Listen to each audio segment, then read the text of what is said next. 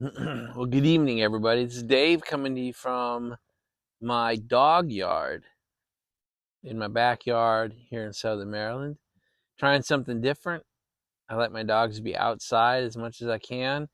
They've gotten old enough now that they can play out here more. So I'm trying an experiment. I don't know how this is going to go, but I'm sitting out here in the middle of the dog play yard. There's Chance. You might hear me yell at the dogs now and then. Sasha's in rare form. She's a little rough on little Finn, so come on, Sasha. So we'll see if they take out the dog, take out my camera, right? Anyway, what am I smoking today? I'm doing a Cohiba Magassar. I just don't know how to make that work, but it's not a Cohiba Black, but it's the other Cohiba brand or a blend that I really like. So I'm gonna light it up, and we'll come back in a minute. So there's a little reverse for you from there's Finn, and there goes Sasha after him, and they're going for Echo. And then there's my boy Chance. So all four dogs are out here. What you're looking at over there, straight back is the little dog yard towards the house. And I'm sitting in the big dog yard. They can sense moles and voles, and they found a mole or vole den, and they just will not leave it alone. But I figure there are worse things for them to do.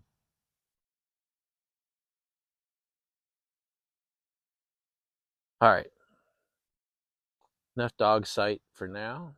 We'll go ahead and toast up the Cohiba, a trusty 30-year-old lighter.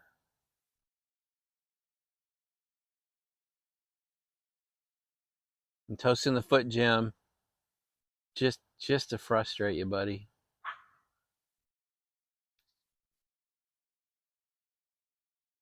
Oh, it's got a beautiful draw.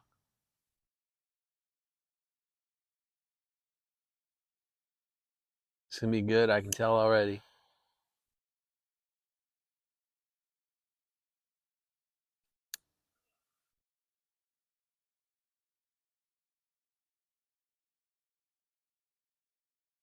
Beautiful, absolutely beautiful. So luckily, my neighbors can't see me because I kind of look like a mental patient just sitting in a chair out in the middle of the field.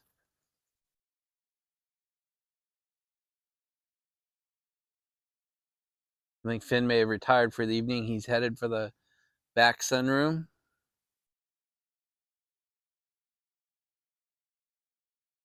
Here comes Sasha back for some more. Hello, Sasha.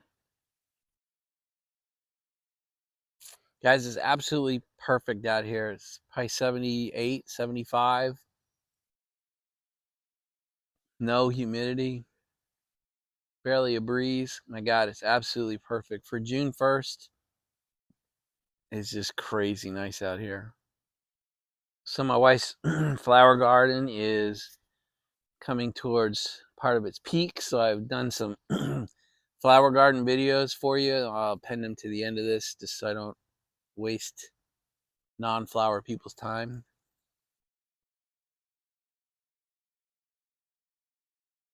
So we're coming up on, it's been, I guess it was 2 weeks today that we've had both pups. So we've settled in a kind of a new routine. It's absolutely devastating to the lifestyle. I've said that before. But you can tell we're kind of getting back into a routine. I'm able to do some videos. I'm able to watch some videos. I'm able to comment on some videos.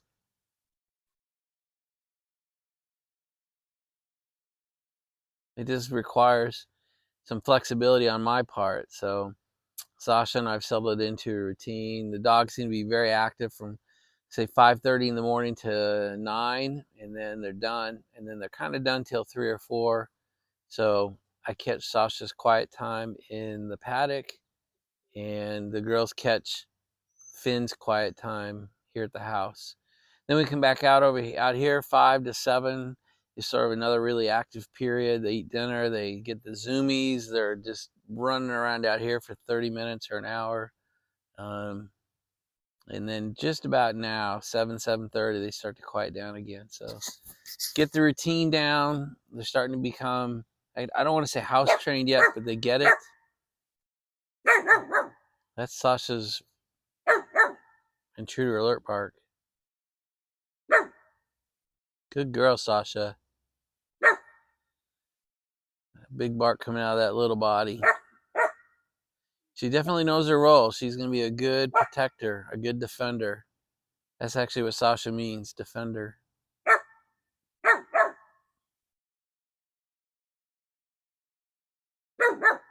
Yeah, I encourage this sort of defender behavior. I don't want her to bark at everything, but bark at external threats, I think, is pretty cool thing. I'm going to show you the golden retriever version of attack dog. There's Echo. She just prefer to wait. She's like our alert dog. She'll alert us, but she will not do anything about it. So figure we got a good team coming with Echo alerting, and then our guard dog will show up. So this is actually a better place for me to sit in the yard because it gets shady much quicker, probably an hour and a half quicker than out back. So this might become a thing. We'll see. So far, so good, by the way, on the test. Been sitting here about 10 minutes, and I have to say it's a brilliant idea, if I don't say so myself, because I get to do two things. So pretty much everything I do in my life right now has to accomplish two goals. One is take care of the dogs, and then do whatever else I'm trying to do.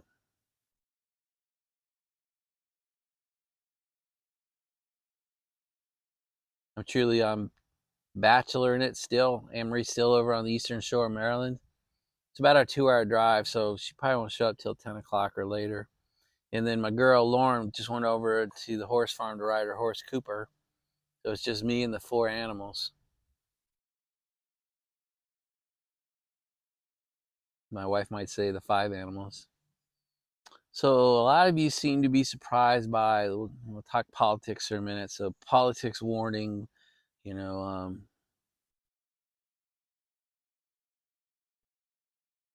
not going to do a lot on it. So if you want to skip forward a couple minutes, maybe I'll give you the okay sign. So if you want to skip forward, I'll give you the okay sign where you can stop fast forwarding.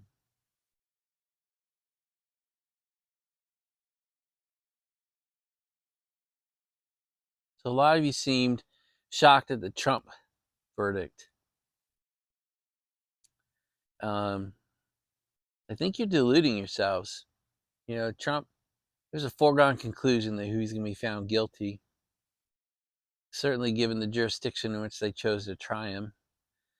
And I'm also worried that you guys think he's going to come off with no jail time on July 11th.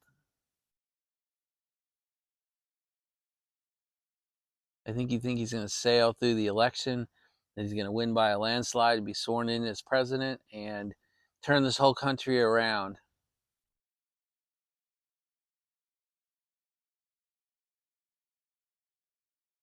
I'm worried that you're putting yourselves in a position of maybe not reading the public, not reading the world very well if you do that.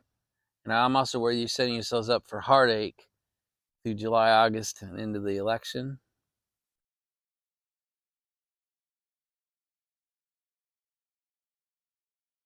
I hope I'm wrong. I said that a few months ago. I do not believe Trump will win the election, or at least he will not be sworn in as our next president.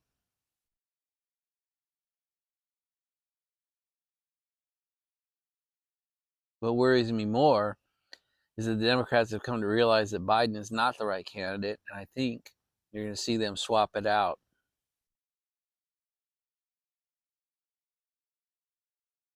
And for the last year, I thought it was going to be Newsom, but it's starting to look like Michelle Obama.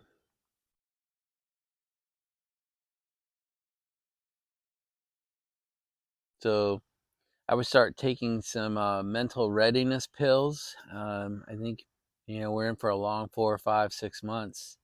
And there's a good chance that whoever swaps into Biden's role will get elected.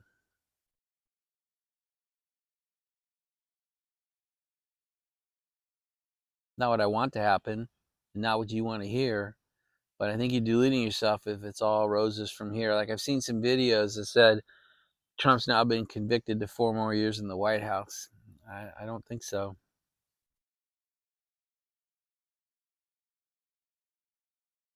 All right, enough on politics. Let's give the okay sign and let's leave the world of politics. So I owe you guys 2 stories. One about me being confused as Martin Sheen in the middle of London 20 years ago. And the other is a discussion of what my family thinks of all my preps and everything I've done around this house and around Wyoming House. So we'll head into those in a minute. But you got to see how good this dog is. So here's my Sasha just laying here. All she wants to do is be close to you. You know, she's starting to run down a little bit. Getting close to the end of the day for her. I have to say, both our pups are absolutely fantastic animals. You know, Finn was kind of born with a silver spoon in his mouth, and he was born by one of the elite breeders here on the East Coast, taken care of from the second he came out of his mom.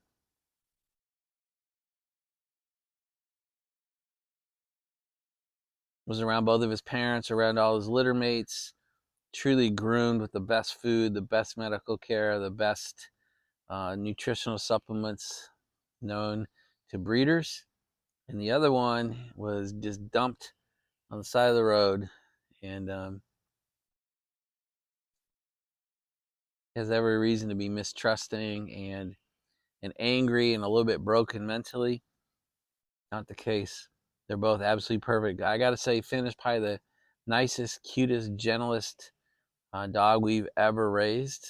Now we're 2 weeks in, but Sasha wants nothing more than to be near you and please you and be around. She loves being trained. She loves being run. Um, she loves coming. She loves being my go with dog. She literally goes everywhere in the truck with me. She goes to the paddock every single day. It seems to be one happy little soul, you know, given her first 10, 11 weeks. All right, so let's tell the first story. It's kind of a fun story.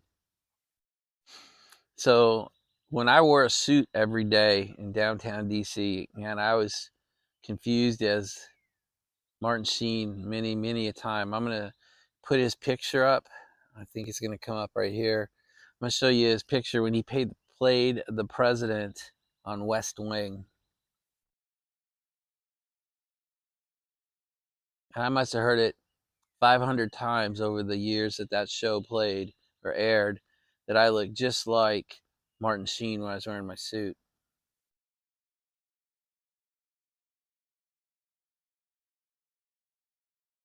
Well, I was in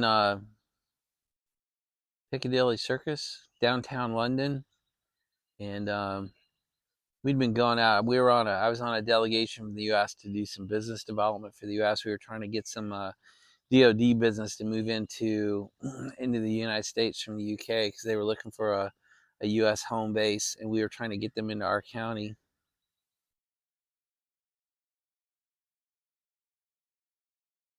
Doing submarine detection and submarine tracking. We can talk a little bit about that too.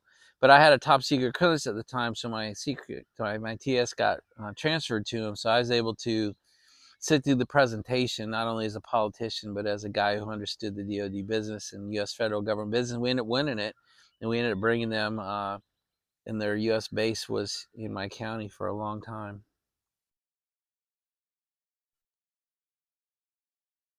Well, one night we'd gone out, we were done. It looked like we were going to win the business, bring it to Calvert County, and so we were out. I mean, and you know, the European lifestyle, as many of you know, is later than the U.S. lifestyle. So we probably had dinner at 10 o'clock, and we went out. We went to a couple clubs, and it was 1 in the morning, and it was packed. I mean, Piccadilly Square, Piccadilly Circus. Sorry, I just get it wrong. Was absolutely packed at 1 in the morning, and we were. I mean, I was half in the bag, putting it gently. I don't even know if I probably been more in the bag. I was walking around with my other guys from the county and from DC, and this Asian woman ran up to me and just started yelling at me, "West Wing, West Wing." That's all she knew. She didn't know no other English. And And she had her like a 14, 15-year-old daughter with her. I'm terrible at ages, but that's what we guessed her to be.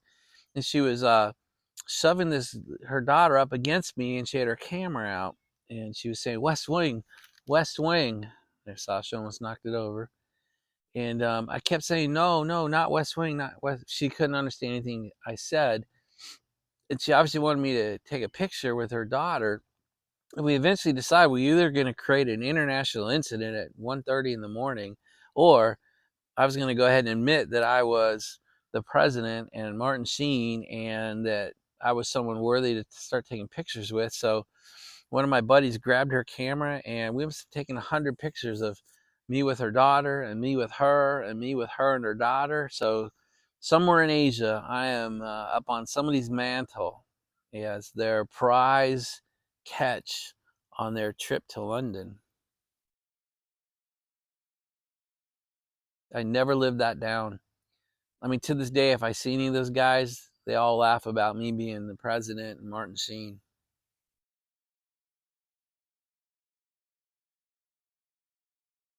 Felt so weird to finally just realize I was not gonna be able to solve the situation truthfully and just solve it by making them happy. That was pretty funny.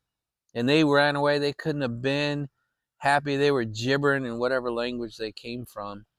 I mean, they could not have been happy. They ran off to their group, and they must have told 100 people that they'd met this guy. So it was pretty crazy. And to be half drunk in a foreign country, celebrating a win, and have this happen was really one of the more bizarre incidences of my political career. Anyway, so that story may have been my 15 minutes of fame. Not really sure. Look at this thing, man. I've been burning for 15, 20 minutes. Great burn, great ash, great cigar. Magasser, Cohiba Magasser.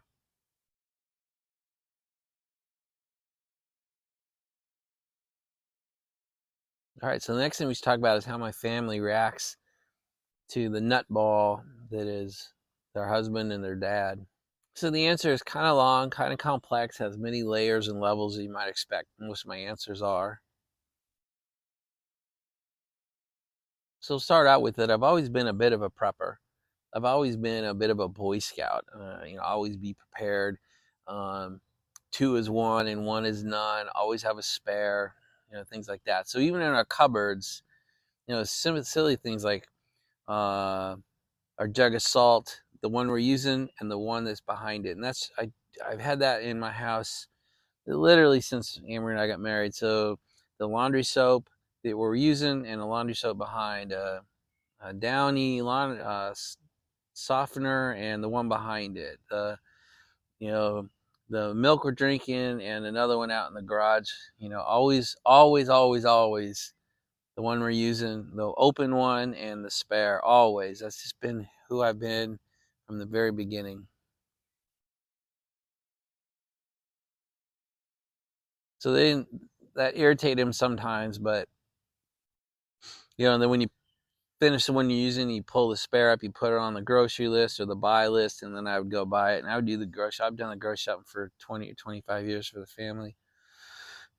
And so, same with light bulbs. I mean, no matter what. And then I've always been a weapons guy. I've always had weapons on me and around me. Um, I've always been very comfortable with them. I have no problem talking about it. I have no problem shooting them. I'm married into a hunting family, so they are too. So a lot of that stuff, that first level prepping was something my family just, like, my kids never knew me without it, and my wife really never lived with me without it either. So that first layer was kind of accepted as maybe a quirk, but we never ran out of anything. Same like the open bag of dog food and a spare, um, open bag of dog treats and the spare. So we just never ran out of anything. Toilet paper, paper towels, napkins. We just never ran out of the things that people typically run out of. So there's my level one answer. And then the freak that you know today, know and love, I hope, really began operations in mid 2019, kind of before everybody went crazy. there were some tells in the world. The bank repo market had gone insane by September, and we had friends in some foreign countries, including Mexico, that we were close to because of our horse farm, and they were talking about COVID. We're literally in the summertime, July, August, um, and they were being told different things in Mexico than we hadn't even heard of it yet. So I began to build up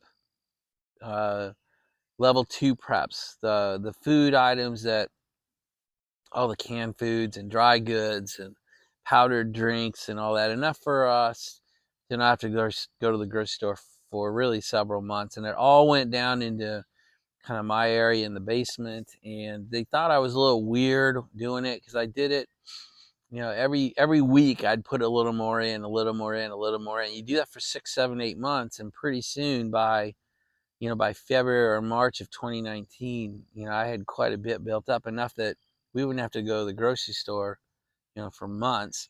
And then I bought a chest freezer and bought a side of beef in addition to the side of beef we already had. And I bought another chest freezer and another side of beef. So we had our family beef supply in the house, and then I had probably a year or two's worth out in the paddock. Although I didn't know to call it the paddock at that time. Then I started bringing extra spare weapons into the house, spare handguns, and some rifle parts. I was upgrading the rifles I already owned, adding some shotguns little by little, one here, one there. And they thought that was weird, but not all that weird because of what they'd known me to be. And then one thing that happened was, as we got into mid 2020, everything kind of went to hell, and including all the grocery stores in the area became literally empty wastelands. I mean, somebody would stock one case of cans and put one can deep as far across the shelf as they could. They did that with all the products. All the meat was gone, the chicken was gone, the fish was gone. You couldn't buy dairy. There were no paper products. I mean, the paper product aisle was literally empty. And after a couple of weeks of that, even my daughter came up to me and said, "Holy shit, Dad, you called that one. Um, my friends aren't making fun of you anymore." In fact, some of my kids' friends, parents, were starting to ask questions of me, like, how can they do it? What did I do? Where did I get this stuff? How long did it take? How much did it cost?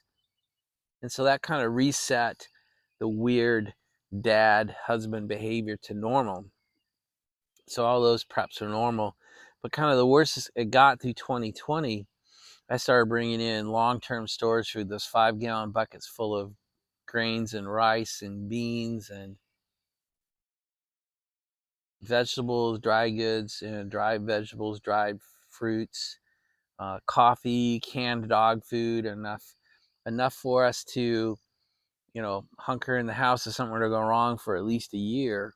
And then once I had a year, we built it up to 2 and then 3. And I did all this myself. I'd order it. When it came in, I'd unbox it. I'd put it in the shelters, but they saw it coming in. And I started to buy bigger weapons, the BMG 50, the M60. They didn't think that was too weird given that where we've been baseline. So they kind of left all that alone. And when all that was done and things weren't getting better, 2020, 2021, I started hey, it's okay. Here goes Sasha. What are you barking at?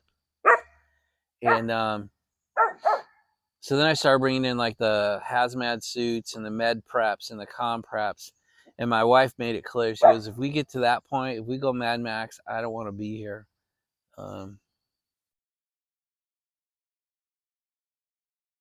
She's always been a little fear-based like that. I basically said, look, it's not just you. We got your mom to worry about, your sister, your sister's kids. We have 2 kids. It's not just about what we want. We have to be ready. So then when I bought everyone a satellite phone and trained them on how to use it, they thought that was strange, but they didn't think it was too weird.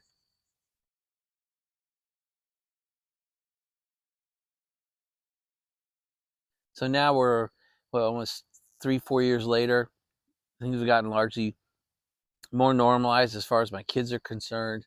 Amory sees the weirdness in the world. So, and I'm done prepping. I mean, I'm essentially not. I mean, the only thing I'm prepping right now are pipes and tobacco. And my wife just says, I don't understand the habit, but kind of whatever. And then as the riots occurred, 2020, kind of throughout the nation, we had a bunch happening in D.C. D.C. started building the wall around the White House, and they started building the wall around the Capitol building.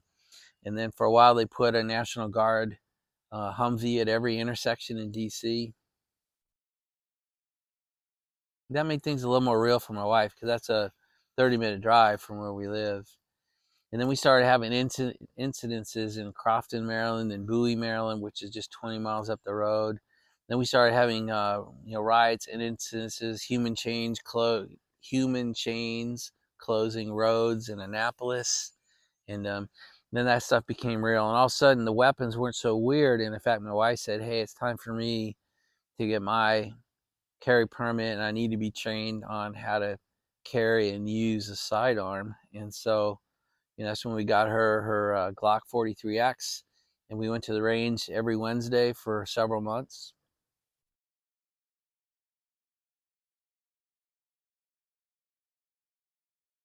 She saw me stocking the ammunition, and I don't think she knows we have as many rounds as we have, because I bring it in little by little, 1,000-round bricks. I've told you that in the past. And so all she knows is a lot of boxes show up. So that's the next level of the answer is they're aware of that we're well prepped, that we're well stocked.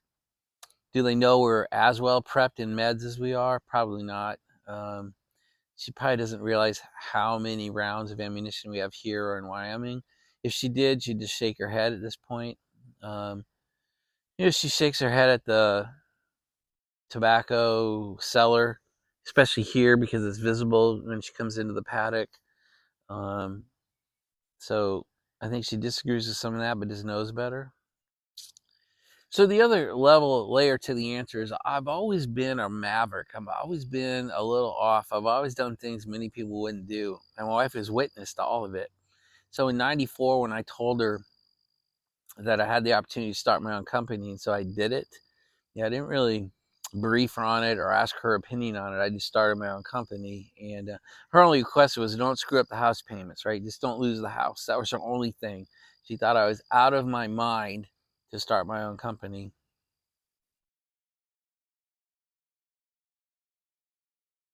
And she saw the time, the 18-hour days and the 7-day weeks, month after month, year after year. But, the financial success of it's kind of undeniable. So she's kind of like, wow, I called that one wrong. Good job. And then in 98, when I ran for office, when I told her I was going to run for office, she actually said to me, hey, if you want to piss away a year of your life, go ahead. Nobody your age ever wins office down here. This is the South.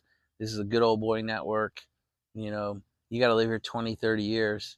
And in 94, in 97, when I started the campaign, I'd only lived here 6 years. And then I won.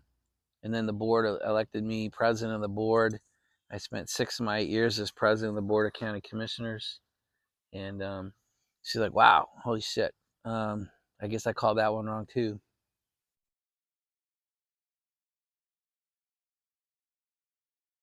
So she's seen me do some maverick things. So she's, I guess, relatively supportive of it. Yeah, that doesn't mean she understands it or really agrees with it or really gets behind it, but she's accepting of it. And my kids largely follow her lead. And then the kids it really helped them when they realized we never ran out of anything. The whole COVID period, we never missed one item, nothing. We never ran out of a single item. Even the stuff they liked, the candy they liked, the chips they liked, their drinks that they liked, soda, all the things that all their friends' families had kind of run out of or were hard to get. And the kids would come over, their friends would come over, and we had everything as if nothing was going on. And that bought me a lot of credibility, even with the kids. So another good story is when I retired, my wife said, "Hey, holy shit, you can't bring CEO Dave home. You need to develop some hobbies." And I said, "I absolutely agree with you." And that's when I started my drag racing career and then my track racing career. And, started collecting some cars and started racing pretty seriously. And she just shook her head and goes, I was hoping you could pick up golf, maybe the guitar, and here I am heading off to all parts of the United States and the world racing. So I've always been awed to her. We had this house built in 1996, and she said, "Jesus, Dave, what are we doing building a house that big on 6 acres of land?" We didn't have any kids. We had one dog. I said, "It's the right thing to do. You got to kind of trust me. Just help me design the house so it's what you want when it's done." And the bottom line is essentially 30 years later, pretty much everything's worked out. The political career worked out great. We saved the county we live in. Um, the house turned out great. It's been a 28-year home for our family. We raised our kids here. It's perfect for having dogs. Buying the horse farm was really against her will. She thought it was a bad idea, and it's turned out to be absolutely fabulous. And now she runs it. She likes it so much she took it over. Um, She understands the weapons. She understands the food. She understands basic understanding of med preps and biohazard preps. She understands that the Wyoming house is a bit of a bunker for us if we need it. But yet it serves a second purpose, a great home for our family to go have family retreats on. So I guess I can't answer the question easily. They basically allow it to happen. They support it in general. I still think they think I'm a little bit nuts. They don't understand why I hope for it never to be needed and still do a lot of it. They, they, uh, my three family members have all lived a life of relative ease. Um, and so the idea of an insurance policy of buying weapons you hope you don't need, but be ready for them, to buy the food preps you hope you won't need, but have them anyway, I think baffles them a little bit. So just say they support it all would probably go too far, but to say they fight me or constantly upset by it, that would be wrong too. I think they accept it. I largely keep it out of their eyes. In between what I have in the sheds and what I have in the paddock and what I have in the Wyoming house, they just don't see it very often, so it's not in their face, and I think that's part of the support I get too. So, guys, it's a really long answer. It's really complicated, lots of levels. I don't know if I've talked my way around the question I hoped you asked. I hope I haven't talked so long you forgot what question you asked. But when you ask me the question, does my family support all the prepping? That's the best I can give you. That's it, you guys. All right, you guys, I'm about halfway through the cigar. I've talked your head off. 3 of my dogs are still out here loving it. Finn has retired to the sunroom. I think he doesn't like the barking. So rather than make this a stupid long video, I'm going to say goodnight to you. I'm going to say may God bless you and those around you. May God turn his ear to your prayer. Again, that means you're praying, right? May God make his face shine upon you, and may he bless your life as he has mine and continues to do so. I have 2 miracles in the yard here. Finn is a miracle, and Sasha is truly a miracle. She's a double miracle. So, God continues to treat me well. I think he was giggling at me as I had to rebuild my life the last 2 weeks, but we're kind of getting it back under control. This video is a good example. I'm going to mark this little in the middle of the yard looking like a lunatic experiment as being 100% successful, so you might see some more of this. What is this white shed out here, you ask? So we used to have, we still do, Stormy, the little white horse, the little miniature. We bought him for Lauren before we opened the farm. So he lived here in this yard. We had a mini horse here for 6 months, and that's where we kept his food and his hay. I guess just off frame right there, that little green guy, this guy, that's his feeding trough. And but for 10 years he's lived on the horse farm now. I got all sorts of screwy parts of my life. Great stories though, right? Guys, I love you. Hope this video entertained you, and we will talk again probably tomorrow. Bye, everybody. So my wife tells me these are primroses, so I decided to take some more garden shots for you.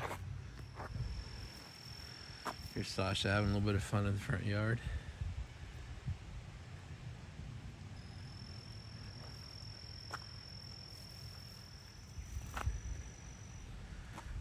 No idea what these are, but they look cool.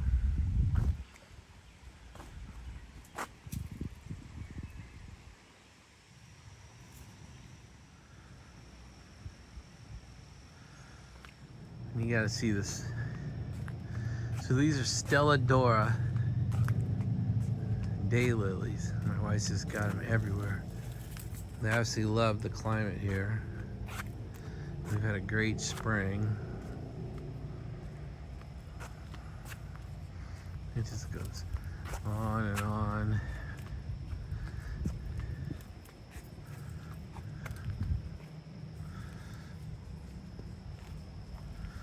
It's kind of what my front yard looks like. I get to see this every day.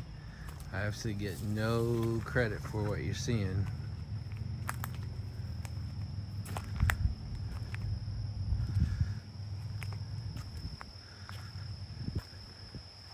My wife gets all the credit. She does all the work for these flowers. I do none of them, do none of the work.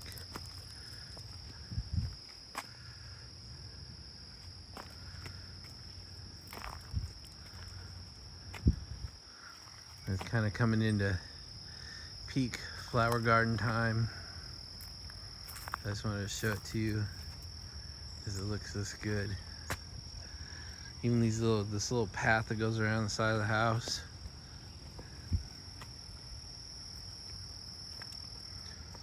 That's my wife's garden shed. Pretty amazing. Not taken for granted. I get to see it every day, but it still amazes me.